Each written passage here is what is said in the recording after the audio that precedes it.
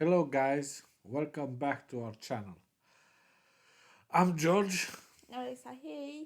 and Alexa here, and today we're gonna do the part two after a long time, after actually a week that we did the last part of oversimplified the Cold War.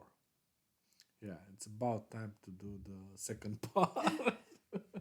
Sorry for letting you wait too much. It wasn't intended. Yeah, but we want to see your reactions too. But it had a lot of comments that we should continue, so we should continue. We We don't will want, continue with whatever part you want. yeah, we don't want to leave you on a cliffhanger. If you don't know how we ended Cold War. So Actually, it never ended, but it doesn't yeah, matter. actually never ended. No, this is the an arms race, not the Cold War. Yeah, same stupid shit. Let's enjoy.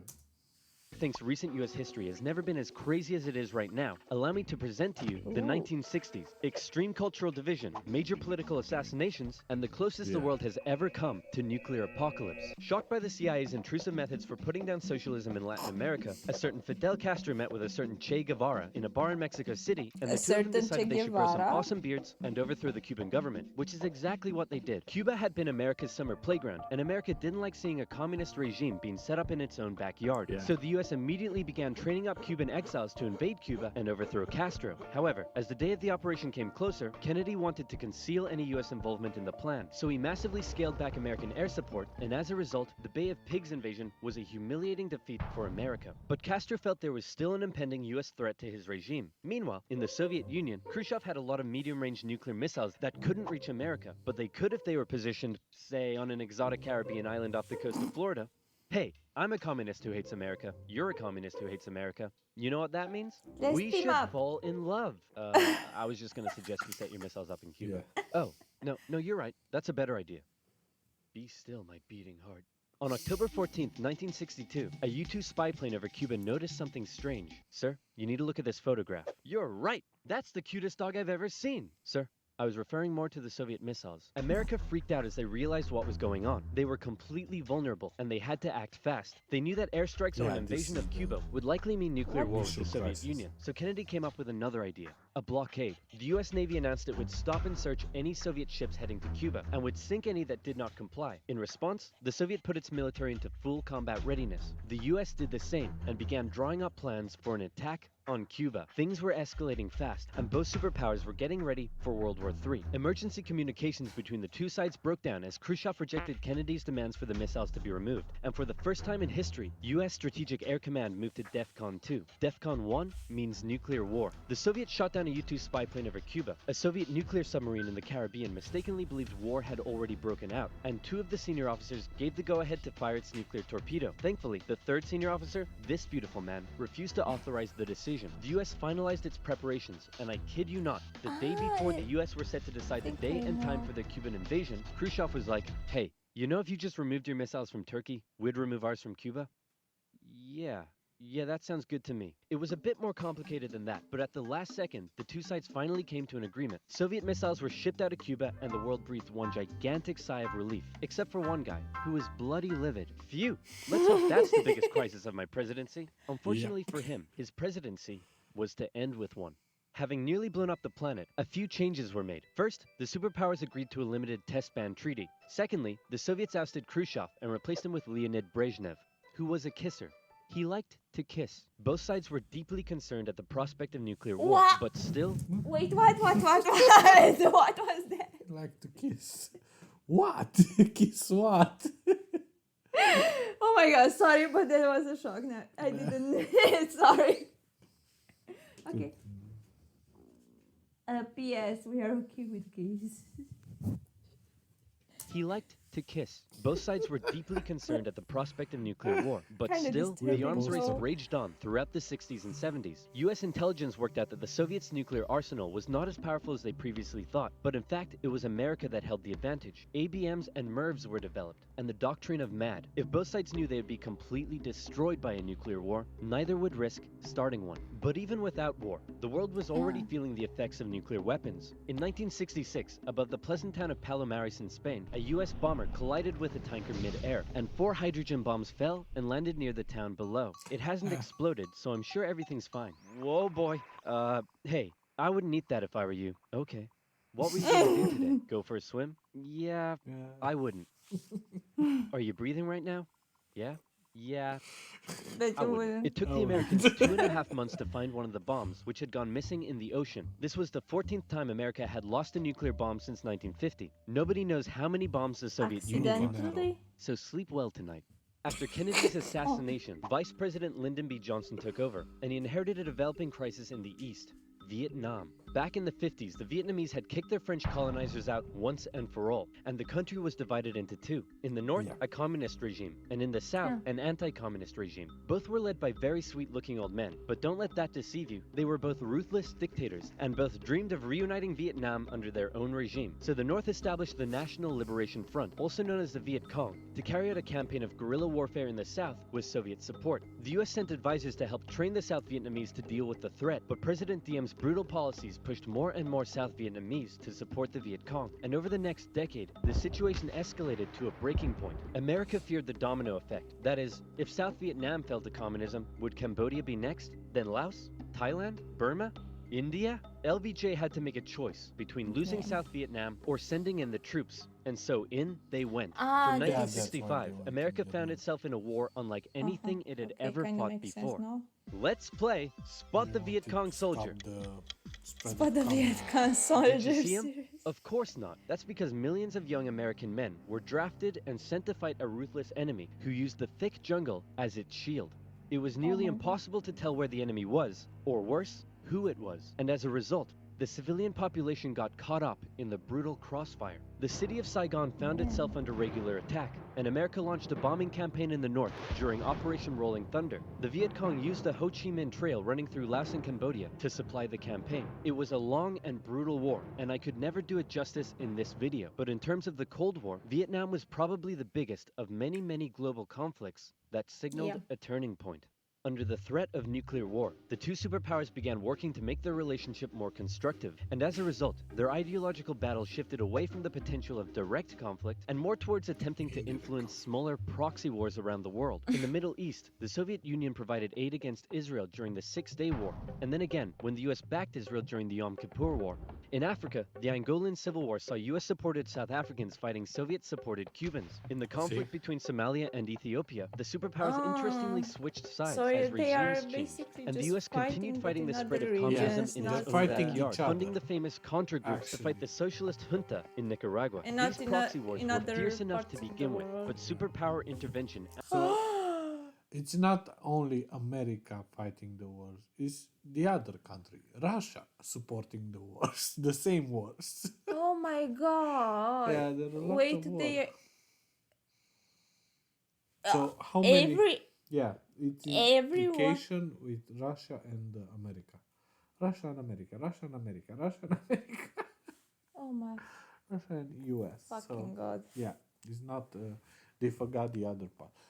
America is invading the world. Yeah, but Russia does the same thing. And they try to stop each other. Oh my god. Yeah, weird. And the list continues. Yeah, it's in very Nicaragua. long. These proxy wars were fierce enough to begin with, but superpower intervention amplified the destruction and created alarming levels of human suffering throughout the Third World. And in Vietnam, that Oh human my God. suffering was all being broadcast back home via good old television. Going into the late Wait, they were only Lot. until 7. No, they continue. 80s, I know, 90s. no. What I want to say that this is the list for what can I see from 1009 From 55. from 55 to 90, I think 7. And more. And 20 years that are not covered yet. And they're fighting each other. So That let's human be suffering real. was all being broadcast back home via good old television. Going into the late 60s, America was a changing nation. This became this. This became this. And this became this. The new slogan that was taking root: make love, not war. The majority of Americans did not approve of Johnson's handling of the Vietnam War, and in 1968, a silent majority elected law and order candidate Richard Nixon. As the Vietnam War appeared to be increasingly unwinnable, and public opinion turning increasingly sour, Nixon made the decision to begin bringing the troops home, and ended U.S. involvement in Vietnam by 1973. 2 years later, the South fell. The Cold War was now taking its toll on both superpowers. In Russia, a huge percentage of the budget was still going to the military. People were still hungry, and they just didn't have access to the same lifestyle and goods as the West. And what did they have to show for it? They weren't even winning the space race anymore. Both sides needed to reduce spending in order to rescue their economies, and so both welcomed with open arms an easing of hostilities, otherwise known as détente. To improve relations, Nixon became the first U.S. president to visit Moscow in 1972, and Brezhnev returned the gesture a year later. A number of treaties were signed, including the 1972 SALT Agreement that limited nuclear weapons. Relations with China were even improving via ping-pong diplomacy when the U.S. table tennis team went on a tour of the People's Republic. However, internally, China was still pushing anti-capitalist propaganda, which led to some mixed messages. Nixon even visited China in 1972, and it was a barrel of laughs. Today, the president walks among priceless treasures from China's golden age. Among them, a pair of ear stoppers used by the emperor to keep from hearing criticism. They really said that. He couldn't hear the criticism. Give me a pair of Oh my God.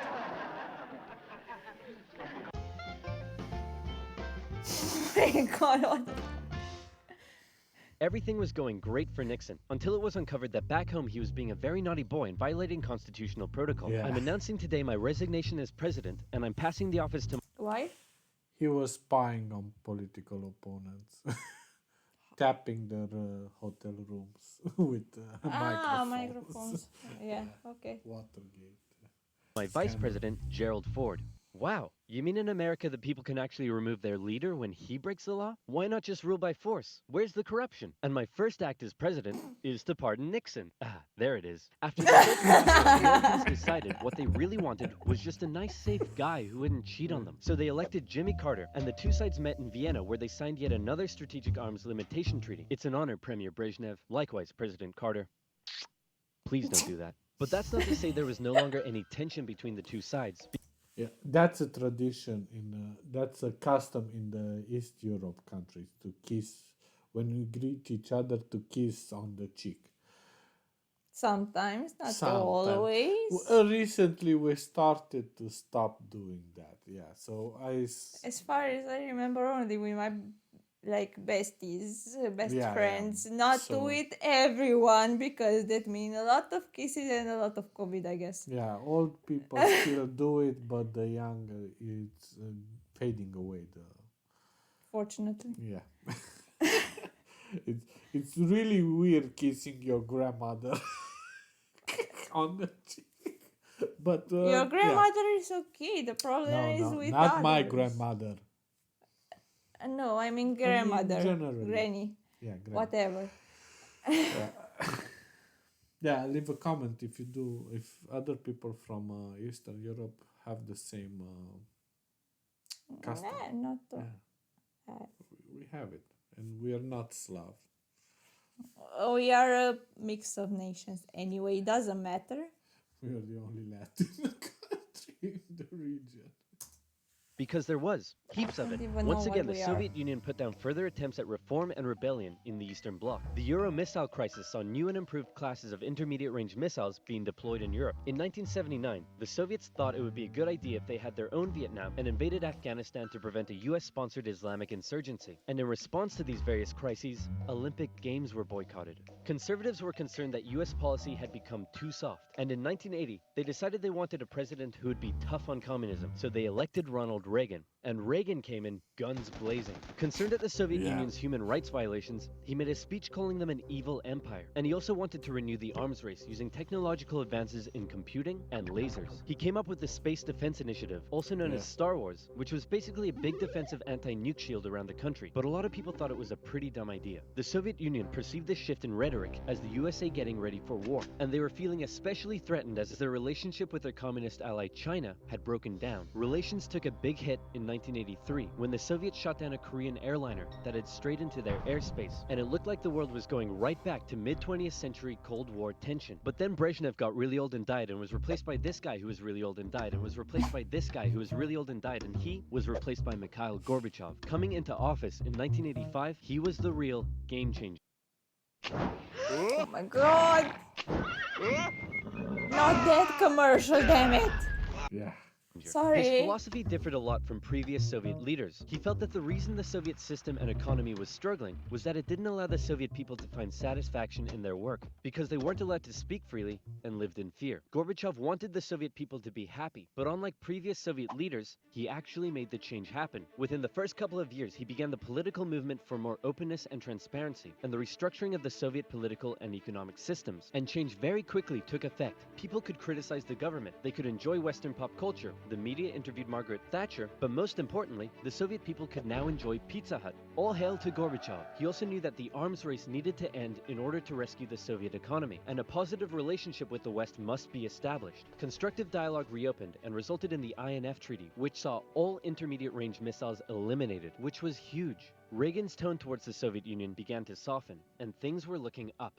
But what would these reforms mean for the Eastern Bloc? For decades, the Soviets had been brutally suppressing any attempt at change. Now, would they be allowed? And that was the exact question on Hungary's lips when the Prime Minister visited Moscow. Gorbachev's response, he didn't necessarily agree with the reforms, but he wouldn't stop them either. He was prepared to let the Eastern Bloc choose its own future. This was massive, and the Hungarian leaders began planning free, multi-party elections. Poland followed suit, and also held elections in June. The anti-Soviet party, Solidarity, won 99 out of 100 seats in the Senate. But not just that. In Hungary, the barbed wire border between East and West was removed. The Iron Curtain was unraveling. But not all Eastern Bloc leaders were happy. Notably, East Germany was still ruled by a hardline Stalinist, Erich Honecker, and many East Germans were still eager to get out. They had been trapped by the Berlin Wall, but now they were doing the math. If they could travel to Hungary, and Hungary's border with the West was loosening, could they now make it to the West? That summer, East Germans decided Hungary was the latest top holiday destination. They traveled there in droves, and using various methods, tens of thousands crossed the border into Austria and the West. Honecker was furious, and blocked travel to Hungary, but that civil liberties train had started rolling, and it wasn't stopping. Thousands more flocked to the West German embassy in Prague, where they stormed the fence around the embassy gardens, and a temporary refugee camp was set up. In September, deals were struck to allow the refugees to travel west via train. Back in East Germany, the people were running on a civil liberties high, and they wanted their next hit. Dissent was growing. Over time, demonstrations turned to mass protest, with plainclothes secret police officers doing their best to put down the dissent, but it had grown well out of their control. And worse, the biggest demonstration was yet to come. We're gonna put all of this down by force, right guys? Guys? Unfortunately, everyone had realized what he had not. This was bigger than them, and the entire East German Politburo voted him out of power. On November 4th, over 500,000 East Germans took to the streets of East Berlin. For many, there was still one big target left in their sights. That damn wall. The pressure on the East German government was too great, and on November 9th, they made a bit of a chaotic announcement that the travel ban between East and West was being lifted. The change wasn't meant to take effect until the next day, and crossing guards still had orders to shoot on sight any who tried to cross. But that night, huge crowds gathered at the crossing points, and the guards were overwhelmed. In an astronomically historic moment, after decades of family separation and travel restriction, the people were allowed to pass through. East and West Berliners couldn't believe it, and celebrated together throughout the night. Some even climbed the wall and began to topple it. The Iron Curtain had fallen, and a year later, Germany would be reunited. Elections in Bulgaria, a peaceful revolution in Czechoslovakia, and a violent one in Romania brought to an end communist authority in the Eastern Bloc. America decided it would be best if it... Yeah, we needed to shoot ours. Oh my god. Weird. Yeah, we So always everyone have to was do kind of things. peaceful. Yeah, peaceful elections. Yeah, we always have to be more stubborn and do things our way. But, I guess we. Sorry for saying that, but we have too much part of Russians Yeah, in us, I imagine guess. Sorry for saying that. I don't like it. imagine that after 30 years from our revolution, we still don't know who is guilty. And the Archive. archives and court lawsuits are still in process. So maybe we'll never find out who. There was a lie in our that we were invaded by terrorists, and the army shot in the civilians, and civilians uh, attacked back, and it was a lot of confusion. And And it's silly, yeah, basically. we didn't know who started it, but we kind of have a hunch. The president who won the elections And didn't die. and didn't, and is still alive. Yeah, we don't know how, but yeah, I think. that's our little history. In Romania brought to an end communist authority in the Eastern Bloc. America decided it would be best if it just stayed away. Yeah, and World War II ended Long time ago. when Even. no, when Germany unified, because the World War was started by Germany, but Germany didn't exist until 1990 when it unified again. Away and let the change happen, as the anti-communist movement continued all the way back to Moscow. Gorbachev had given the people the freedom to demonstrate. Now, they demonstrated for an end to the communist single-party rule, and Gorbachev had to give in. For the first time in history, elections were held in which candidates not officially endorsed by the party were allowed to run. Ambitious rival of Gorbachev, Boris Yeltsin, led a growing democratic movement. Now things here get quite confusing, and the dissolution of the Soviet Union is a complicated topic, so believe me, this is oversimplified, but it went a little bit like this. The Soviet Union was made up of a number of smaller Soviet republics, the largest of which was Russia. Yeltsin got himself elected the president of Russia, and began a struggle for sovereignty against Gorbachev and the greater Soviet Union. Communist hardliners were horrified at what Gorbachev was allowing, so they briefly kidnapped him and tried to set up their own emergency government. But Yeltsin and his supporters all gathered around the White House in Moscow and were like, no, we have a tank. So the hardliners had to concede and released Gorbachev. Wow, thanks Boris. That was a close one. No problem. And thanks to you for all the great freedom you've given us. Anytime, pal. And just to inform you, I've used that freedom you've given us to go behind your back and make a deal with Ukraine and Belarus to dissolve the Soviet Union and set up the Russian Federation. In other words, you're no longer in charge. I am. Dude. So uncool. And so decades of tension and the everlasting threat of nuclear war finally came to an end as democratic governments were established in many of the old Soviet republics, and the world got along together forever after. Right, guys? Hey, this modern art thing is growing on me. Where can I learn to do? He says something about World War III. We're still in the process of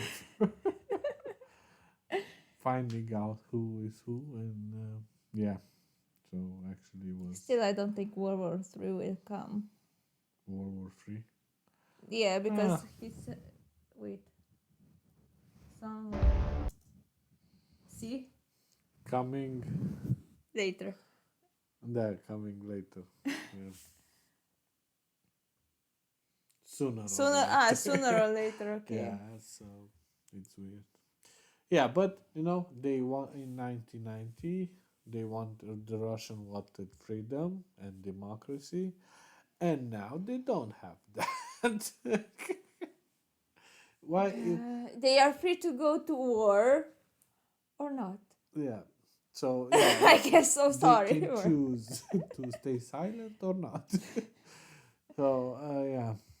It's Oh my really god, I interesting, would and never. and all the old habits of the former Eastern countries, they started to appear Russian propaganda in our countries that were from the Western Bloc, Eastern Bloc, like some of our party leaders Oh my god. that they think they are saying the truth, but They My sound blood, really dumb. my Yeah. blood pressure rise even every time I hear about them. Yeah, maybe. Yeah, we know. Yeah. Unfortunately, It's weird. and some they are still under their influence. Apparently, fortunately, not us. Yeah, it looks like they still accept rubles as payment. Weird.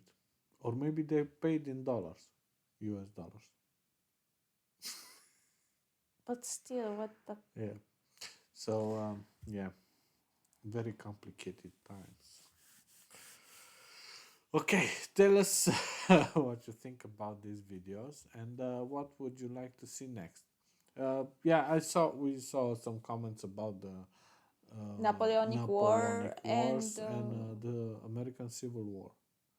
Yeah, yeah, and about I don't Napoleonic.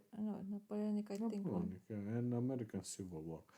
But we'll decide next time what to And watch another first. one which I don't remember. I'm sorry for Yeah. it. So please like and subscribe, and see you next time, guys. Bye. Bye.